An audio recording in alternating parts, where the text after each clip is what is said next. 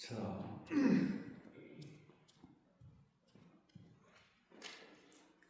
5월 25일 날 우리가 새생명 전도 축제를 앞에 놓고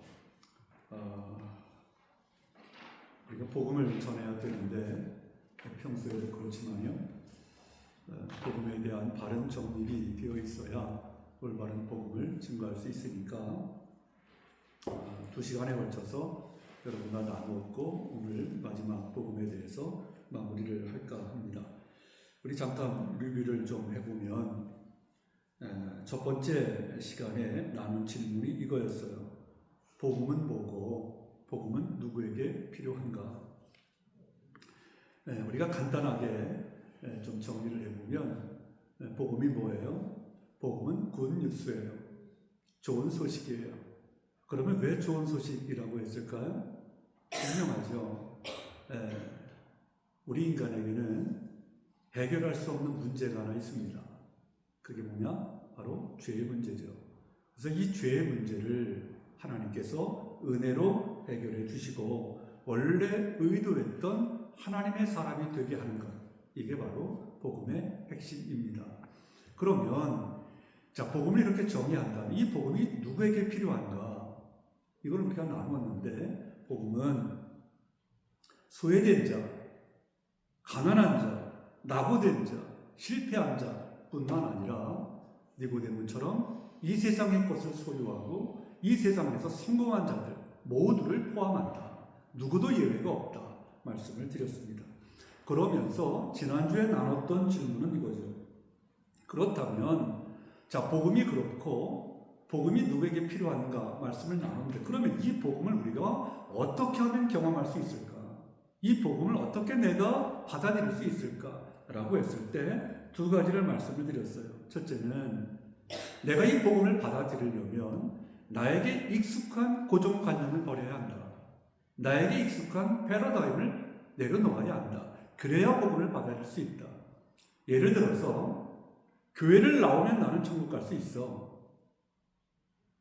나는 직분을 맡아서 구원받았어.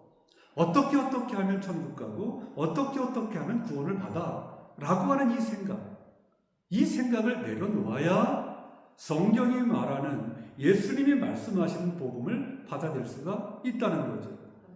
지금 요새 현대교회의 가장 심각한 문제가 이거 아니겠어요? 이따가도 좀 나누겠지만, 자, 그리고 또 하나가 뭐예요?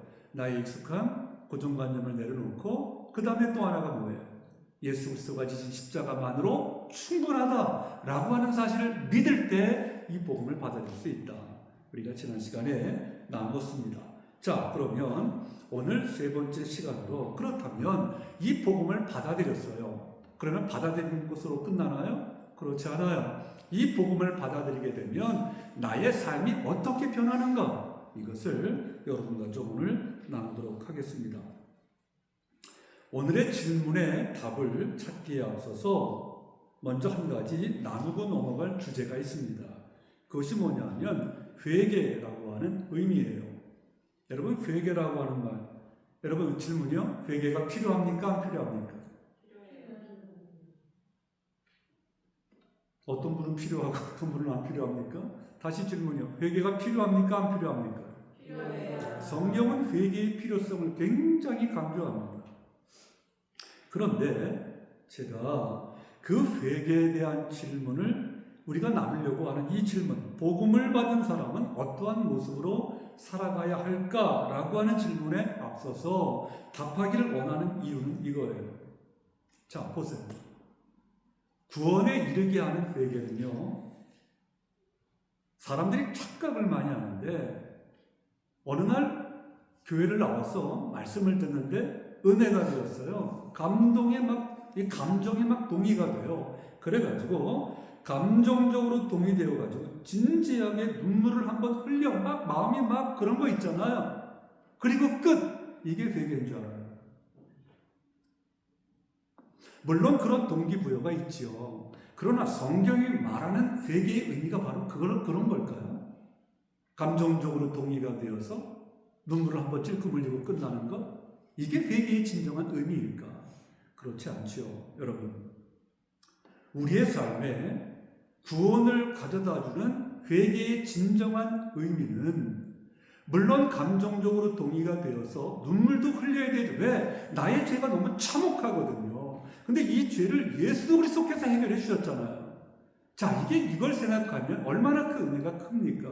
그런데 성경이 말하는 진정한 회개의 의미는 그것으로 끝나는 것이 아니라 뭐까지 가야 됩니까? 우리의 삶에 180도 변화까지 일어나야 된다는 거예요. 이게 진정한 회개의 의미입니다. 자, 사도행전 3장 19절을 보세요. 그러므로 너희가 회개하고 뭐예요? 돌이켜 너희 죄 없이 함을 받으라 그랬어요. 너희가 회개하고 돌이켜 너희 죄 없이 함을 받으라.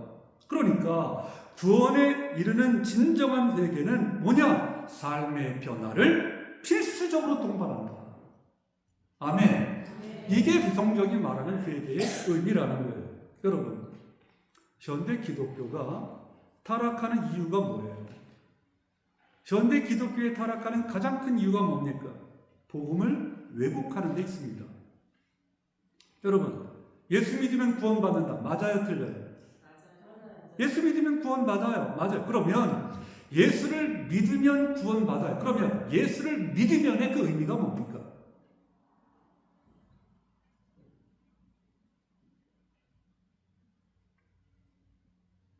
여러분, 예수를 믿으려면 전제 조건이 뭐죠? 뭐가 있어야 예수를 믿을 수 있습니까? 회개가 있어야 예수를 믿을 수 있죠. 죄에 대한 인식, 죄에 대한 회개 없이 어떻게 예수님을 받아들일 수 있나요? 그죠? 그러니까 예수를 믿으려면 회개를 해야 되고 그 다음은 뭐예요? 정말 회개를 했어요. 아, 예수님이 나의 죄를 대신 지고 십자가에서 죽으셨구나 라고 하는 것을 믿었어요. 그러면 그것을 끝입니까? 뭐가 따라와야 됩니까? 삶의 변화가 따라와야죠. 삶의 변화가. 그런데 현대교회의 강단은 어떻게 하고 있냐? 믿음만 강조하고 삶의 변화는 강조하지 않아요. 그러니까 복음의 왜곡이 온 거죠. 여러분, 제가 늘 이야기하지만 자, 믿음과 삶은 같이 갑니까? 따로 갑니까? 여러분, 예수 그리스도를 믿으세요? 그럼 뭐가 따라와야 돼요? 삶이 따라와야죠. 여러분, 정말로 그리스도인다운 삶을 살으세요? 그럼 이 사람은 뭐가 있는 거예요? 믿음이 있는 거죠. 믿음이. 그래서 믿음과 삶은 뭐와 같다? 동전의 양면과 같다. 그래서 여러분, 로마서에서는 이신칭의를 주장해요. 이신칭의를 우리에게 가르쳐요. 예수 그리스도를 믿으면 구원 얻는다. 이게 이신칭의예요. 그런데 야고보서에서는 뭘 가르칩니까? 행함이 없는 믿음은 죽은 믿음이다. 죽은 믿음이다. 행함이 없는 믿음은 죽은 믿음이에요. 그래서 여러분이 정말 믿음이 있느냐? 예수 그리스도를 믿어서 구원을 받았느냐? 그러면 반드시 뭐가 따라와야 된다? 그 증거로 삶의 변화가 따라와야 된다. 존 칼빈이 이런 말을 했어요. 거짓 선지자들은 하나님께서 용서하실 수 있다는 점만 말한다. 그리고는 회개에 대해서는 깊이 침묵한다. 이게 거짓 선지자들의 모습이에요. 여러분, 이 강단에서 하나님이 용서할 수 있습니다. 하나님이 용서의 하나님이십니다. 라고만 강조하지만 죄를 회개하십시오. 여러분, 어떻게 죄의 회개가 없이 예수를 믿을 수 있나요? 다시 한번 강조하지만 있을 수가 없단 말이에요. 여러분, 교회 나온다고 구원받은 거예요? 아니요. 아니요.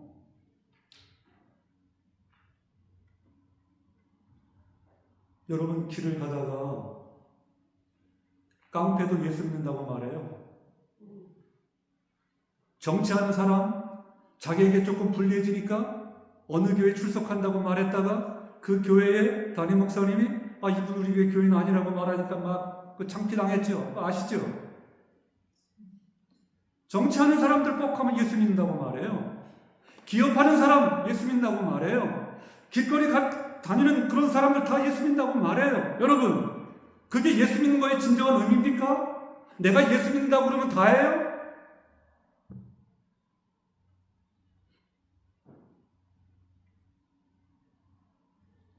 삶의 변화가 없다면 여러분, 예수 믿는다고 하는 것은 무엇으로 증명하실래요?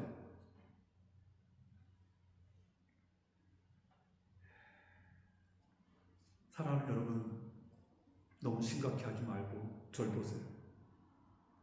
구원을 얻음에 있어서 우리가 지난주에 나눈 것처럼 십자가만으로 충분하다고 하는 것을 우리는 믿어요. 그런데 십자가만으로 충분하다라고 하는 것을 믿는다라고 할 때 그 의미가 뭐냔 말이에요. 여러분, 예수님이 나의 죄를 대신해서 죽어주셨어요. 나와 여러분을 살려주시려고. 아멘. 그래서 내가 그 예수님을 뭐라고 부릅니까? My Lord, 주님 그러잖아요. 주님. 그러면 주님이 주자가 무슨 주자예요? 주인 주자예요. 주님은 나의 주인이십니다. 그 말 아니에요. 그럼 우리는 뭐예요? 종이잖아요. 종. 그러면 종은 내 마음대로 살아요? 주인 마음대로 살아요? 여러분 근데 누구 마음대로 살고 있어요?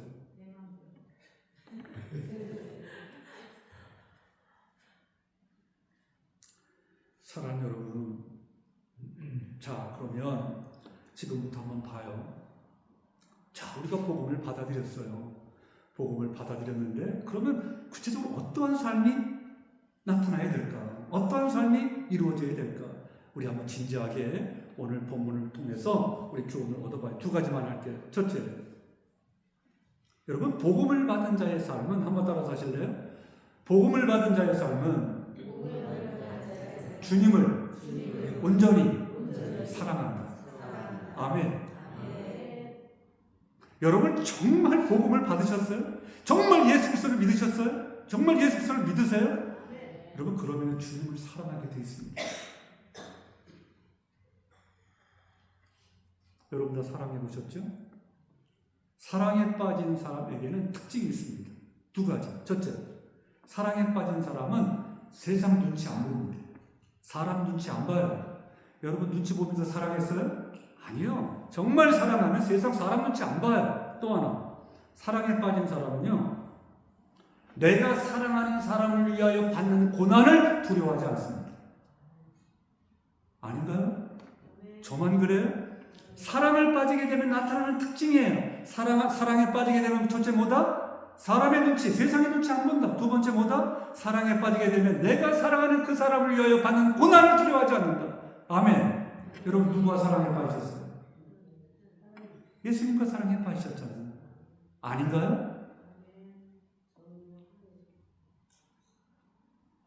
자, 오늘 본문을 요한복음에서 우리가 본문을 택했는데 요한복음은 굉장히 특별하게 써졌습니다.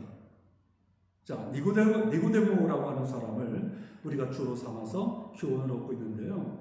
요한복음 특별히 3장에 보면 이 니고데모가 예수를 만나고 대화하는 것에 굉장히 많은 지면이 할애가 되고 있습니다. 그런데 거기에서 니고데모에게 What happened to 니고데모?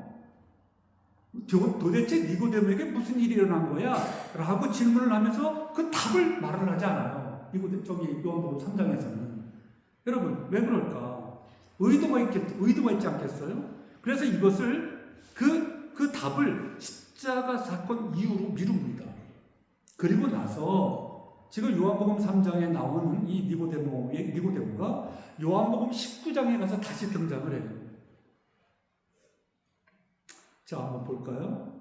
여러분, 그 이유가 뭘까요? 아까 얘기했지만, 요한복음을 통해서 의도적으로 우리에게 뭘 보여주기 위함일까요? 다른 것 아니에요. 복음을 받은 자의 삶의 모습은 어떠한지, 이 니고데모를 통해서. 진정으로 회개한 사람의 삶의 모습은 어떠한 모습인지를 이 니고데모를 통하여 요한복음에서 하나님은 우리에게 보여주고 싶은 거예요. 자, 니고데모에 대하여 요한복음 19장에서 말씀을 하는데 다시 봐봐요. 자, 요한복음 19장 39절 같이 합니다. 시작. 일찍이 예수께 자, 언제 찾아왔던? 자, 그러면 여기 뉘앙스가 이 글귀를 보면 일찍이 예수께 밤에 찾아왔던 니고데모도 그랬는데 여기서 말하는 밤에 찾아왔다 이 말은 과거입니까? 현재입니까? 미래입니까? 문장을 보니까 문맥을 보니까 과거죠. 일찍이 그러면 뭐가 더 전제예요? 일찍이가 현재죠. 아침 일찍에 찾아왔다는 말이죠. 그러니까 일찍이 예수께 밤에 찾아왔던 니고데모도 이렇게 말을 했는데 여러분 요한복음 3장에 보면 니고데모가 등장할 때마다 항상 앞에 등장하는 수식어가 뭐냐면 밤에 예수님을 찾아왔다. 밤에 예수님을 찾아왔다. 그러면 질문이요. 왜 밤에 찾아왔을까요? 니고데모가? 눈이 안 틀려요. 사람들 눈에 안 틀려요. 왜 사람들 눈에 안 틀려고 찾아왔을까요? 니고데모는 누구였죠? 뭐한 사람이었죠? 이스라엘의 선생이었어요. 그럼 이스라엘의 선생은 뭘 가르치는 사람이에요? 율법을 가르치는 사람. 그러면 율법을 믿고 따르던 유대인들은 지금 예수님을 인정해요, 안 해요? 뭐로 인정하지 않죠? 메시아로 인정하지 않아요. 이들이 인정하는 메시아는 뭔데요? 자기들만을 위해서 오신 메시아를 인정하는데 예수님은 그런 모습이 아니잖아요. 오셔가지고 자기들에게 권력을 줘가지고 이 세상을 다스리게 하는 그런 메시아를 상상했는데 그런 메시아가 아니에요. 왜 인정을 안 해요? 그러니까 쉬쉬하는 거예요. 왜? 유대인들이 볼까봐. 유대인들이 인정하지 않은 예수님을 만나러 오면 안 되잖아요. 이게 다 자기 지위도 뺏길 것이고 손해보는 게 너무 많잖아요. 그러니까 니고데모는 올 때마다 언제 왔어요? 밤에 왔어요. 자, 그런데 그랬던 니고데모가 예수님이 십자가에서 돌아가시고 나자 더 이상 어둠 속에 숨어있는 사람이 아니었어요. 세상에 떳떳이 나와서 십자가에 돌아가신 저분이 나의 구세주십니다 라고 고백하는 사람이 되었단 말이에요. 여러분, 뭘 보여주기 위함이에요? 니고데모를 통해서 뭘 보여주기 위함이에요? 진정으로 회개한 자의 모습은 이러한 거다라는 모습 보여주는 거예요. 지금 진정으로 복음을 받은 자의 모습은 이러한 모습이다 라고 하는 것을 니고데모를 통하여 보여준단 말이에요. 여러분, 다시 한번 정리해봐요. 복음을 받은 자의 진정한 회개의 모습이 어떤 모습일까요? 복음을 부끄러워할까요? 대답해보세요. 복음을 받은 자의 진정한 회개의 모습이 어떠할까? 정리해볼 때 복음을 부끄러워할까요? 예수 믿는 거 부끄러워할까요? 아니요. 정말로 복음을 받아들인 자가 어떻게 예수를 부끄러워합니까? 어떻게 복음을 부끄러워합니까?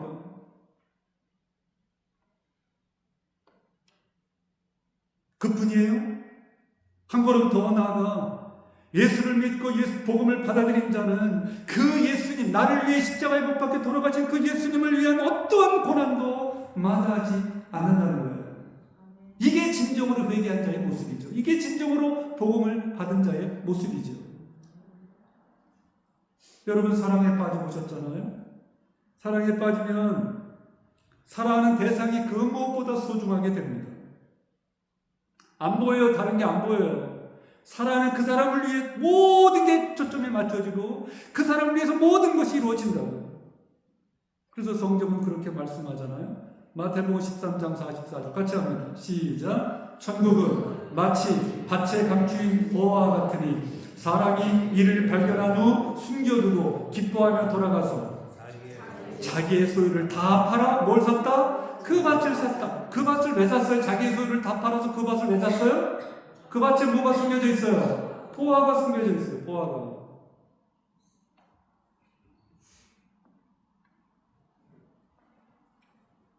농부가 이 밭을 산 이유는 자기가 가진 소유를 다 판 것과 거기에 감춰져 있는 보화가 비교될 수 없는 것이라고 하는 것을 알기 때문이에요.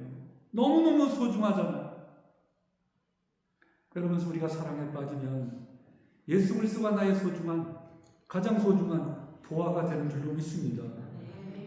주 예수보다도 귀한 것은 없네. 그 다음에 이 세상 부귀와 바꿀 수 있어요? 없어요? 바꿀 수 여러분, 어떻게 이 세상 부귀와 예수님을 바꿀 수 있어요? 예수님의 보화인데, 너무너무 귀한 보화인데.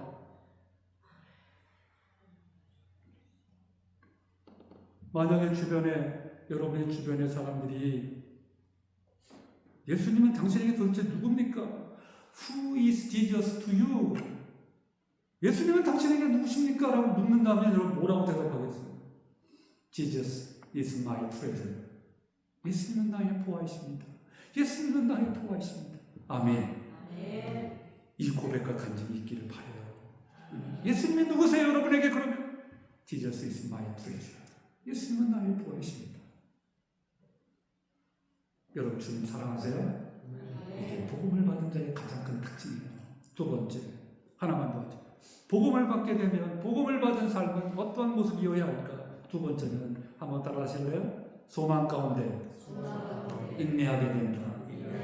예, 온전히 주님을 사랑하게 되고요. 또 하나는 소망 가운데 인내하게 된다는 거예요. 저는 오늘 본문을 보면서 놀라운 사실을 발견하게 됩니다. 자, 15절을 보시면 이는 그를 믿는 자마다 영생을 얻게 하려 하시느니라, 그 말씀을 하시기 전에 그를 믿는 사람이 무엇을 믿는가를 설명을 하시면서 13절에 이런 말씀을 하세요. 같이 한번 읽죠. 13절 시작. 하늘에서 내려온 자 곧 인자 외에는 하늘에 올라간 자가 없느니라 말씀하세요. 여러분, 니고데모는 구약에 능통한 자, 신약에 능통한 자, 구약에 능통한 자, 율법을 가르치니까. 그러니까 율법에 능통한 니고데모였기 때문에 예수님께서 내가 바로 그 인자라고 얘기를 했을 때 이분이 누구신가를 금방 이해할 수 있었어요. 자, 조금 더 적극적으로 해석을 해보면 예수님께서 지금 내가 인자라고 말씀하시잖아요. 인자라고 말씀하실 때 여러분 이게 무엇을 말씀하시려고 하는 걸까요? 한마디로 말하면 이 인자라고 하는 말씀을 하신 이유는 물론 배경이 있는데 한마디로 말하면 뭐냐면 예수님은 역사의 주관자다라고 하는 사실을 말하려고 하시는 거예요. 자, 예수님이 지금 하늘에서 내려온 인자라고 하는 표현을 쓰실 때 그 배경이 어디냐면 다니엘서 7장입니다. 자, 구약에 다니엘서를 보면 다니엘 선지자에게 예수님께서 환상을 보여주세요. 뭐 다 얘기할 수 없고 그 환상은 뭐예요? 땅의 권세를 붙잡고 있는 네 짐승의 환상이에요. 하나씩 다 올라옵니다. 네, 올라오는 장면을 다 보여주고 나서 한 가지 환상을 또 보여주는데 그게 뭐냐면 하늘을 여시고 하늘의 정경을 보여주세요. 그런데 하늘의 정경을 보여주시면서 그 하나님께서 역사를 주관하시는 가운데 그 하늘의 정경 가운데 그 역사를 주관하시는 하나님께서 중앙에 딱 앉아 계십니다. 근데 조금 있다가 보니까 인자와 같은 이가 하나님 앞으로 이렇게 오는 거예요. 인자와 같은 이가 하나님 앞으로 오는 그 인자가 누구예요? 예수님이죠. 인자와 같은 이가 하나님 앞에 오는 거예요. 그리고 나서 하나님이 어떻게 하세요? 그 인자와 같은 이에게 땅과 모든 것을 다스리는 권세를 주십니다.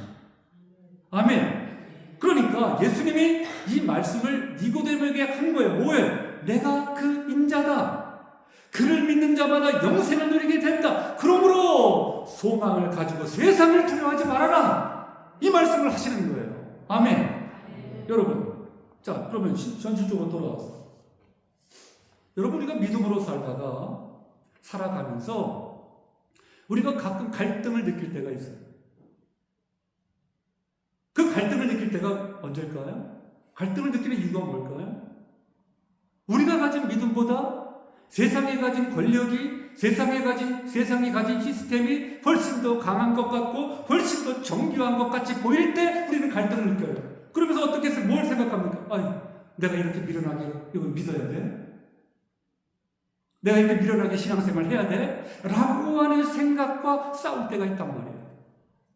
그런데 여러분, 잊지 말 것은 과정을 지나가면서는 힘들지 몰라. 제가 기도했죠? 이 과정, 예수님을 쫓아가는 과정, 이 과정은 고난이 있고 아픔이 있고 힘듦이 있고 손해가 있고 억울함이 있고 예수님 때문에 십자가를 지고 내가 가는 그 길이 결코 평탄치가 않아요. 너무너무 힘들고 어려울 수 있어요. 그러나 그 과정은 힘들지 모르지만 끝이라는 거예요. 우리에게 끝이. 왜 그럴까요? 그 결과를 누가 붙잡고 계시기 때문에, 역사를 주관하시는 하나님이 붙잡고 계시기 때문이에요. 하나님께서 이 역사를 주관하십니다. 그러므로 뭘 가지라는 거예요? 과정은 힘들지만 끝이 다르기 때문에 뭘 가지라? 소망을 가지라. 소망을 가지라. 여러분, 성경에서 우리를 여러 표현을 하지만 특별히 또 하나 표현이 뭐냐면 성경은 우리를 그리스도의 신부라고 표현해요. 그리스도의 신부. 여러분, 우리는 신랑 되신 주님 앞에 영광스럽게 서게 될 신부인 줄로 믿습니다. 영광스럽게 서게 될 거예요. 여러분, 그러므로 자, 그 영광스러운 신랑, 그 신랑이 뭐라고 약속했어요? 우리에게, 신부된 우리에게 뭐라고 약속했어요? 다시 오겠다라고 약속하셨어요. 승천하신 신랑 되신 그 주님이 다시 오겠다고 약속하셨어요. 그러면 우리는 신부는 어떻게 해야 될까요? 다시 오실 신랑 되신 그 주님을 맞이하기 위하여 어떻게 해야 될까요? 신앙의 정절을 지켜야 되겠어요? 안 지켜야 되겠어요?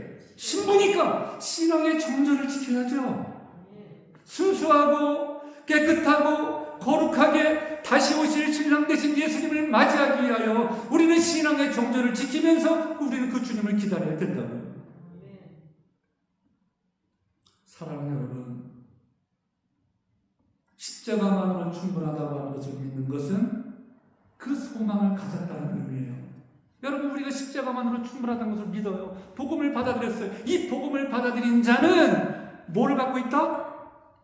끝에 나를 구원하실 그 주님에 대한, 다시 오실 그 내 신랑 되신 그 주님을 맞이할 그 소망을 우리가 가지고 있다는 거죠. 그래서 여러분, 결론인데요, 살아가면서 이 땅의 삶은 항상 그랬어요. 역사도 그랬어요. 뭐냐면, 질문이요. 기독교가 가장 강할 때가 언제입니까? 역사를 볼 때 기독교가 가장 강할 때가 언제죠?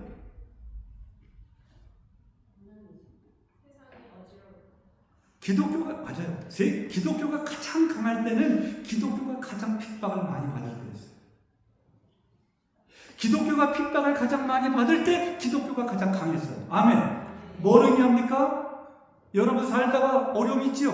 고난이 있지요? 여러분, 저는 그때가 기회의 일로 믿습니다. 누굴 붙들어야 돼요? 고난의 때 하나님 붙들어야죠. 하나님 붙들어야죠. 소망 중에 그 주님을 붙들어야죠. 소망 중에.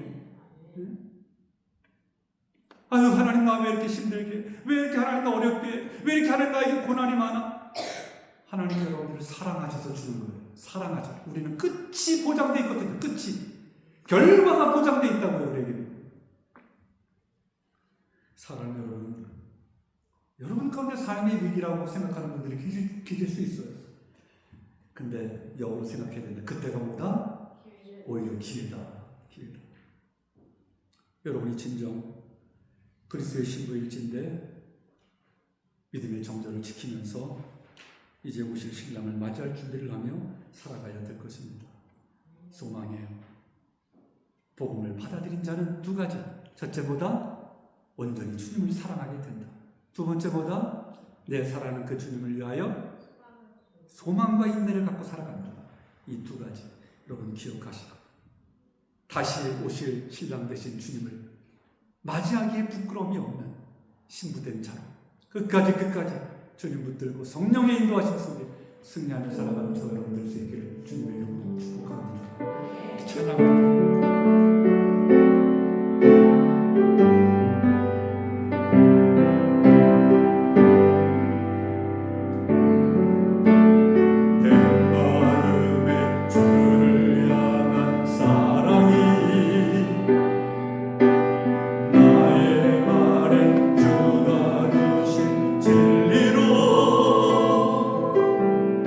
나의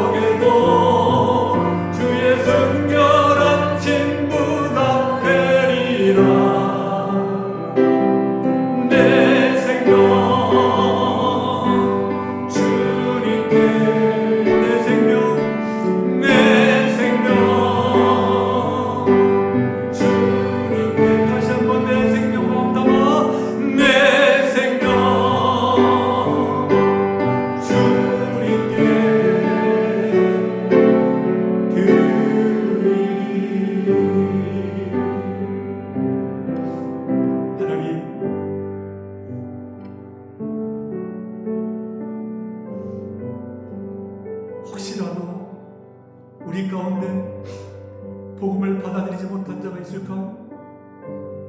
예수 그리스도가 나의 죄를 대신 지시고 십자가에 죽으셨다고 하는 사실을 믿지 못하는 자가 있을까요? 하나님, 안 됩니다. 예수님을 믿지 않으면 구원을 받을 수가 없습니다. 아버지, 하나님의 사랑이 얼마나 큰지, 하늘을 두루마리 삼고 바다를 먹물 삼아도 하나님의 사랑을 다 기록할 수 없을 만큼 하나님은 가장 귀하고 귀한 독생자들 예수 그리스도까지 내어주시면서 우리를 살리셨습니다. 하나님, 우리가 이 복음을 받아들였나이다. 하나님, 예수 그리스도를 우리가 받아들였나이다. 나의 주님 되신 그분을 위하여 아버지 하나님이여, 내 맘대로 내 뜻대로 이제까지 살았던 모습으로 살아갈 수 없습니다. 하나님, 나를 사랑하셔서 그 값비싼 대가를 지르시고 우리를 구원하셨듯이 우리가 주님을 사랑합니다. 그 주님을 소망하며 인내하며 나가겠습니다. 하나님, 저희를 도와주시고 저희를 붙들어 주시고 저의 삶의 순간순간에 닥쳐지는 맞이할 수밖에 없는 아픔과 고난 앞에서도 흔들리지 말고 소망 가운데 아버지 다시 오실 신랑 예수 그리스도를 맞이할 아버지 준비되어진 신부처럼 신앙의 믿음과 신앙의 정절을 지키며 넉넉히 아버지 이 땅에 그리스도인으로 살아가다가 영광 중에 주님을 맞이하는 우리 모두가 되어줄 수 있도록 주님 도와주시옵소서.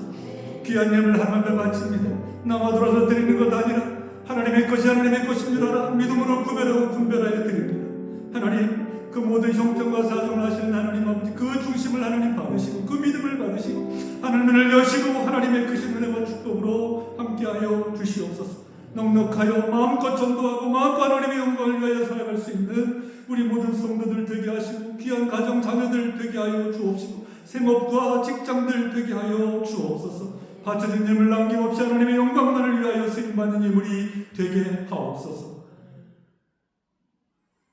이제는 우리 주님 예수 그리스도의 크신 은혜와 하나님 아버지의 만극하신 사랑하심과 성령님의 감화 감동 위로 충만 교통케 하시니 오늘도 주신 말씀 가슴에 품고 다시 오실 신랑 되신 주님을 부끄러움 없이 맞이하기 위하여 신앙의 정절을 지키며 어떠한 고난 앞에서도 아버지 흔들리지 않으라고 소망 중에 아버지 주님만 바라보며 승리하며 나가기를 소망하고 다짐하는 우리 사랑하는 성도들 머리 위에 이제로부터 영원토록 함께 있을지어다.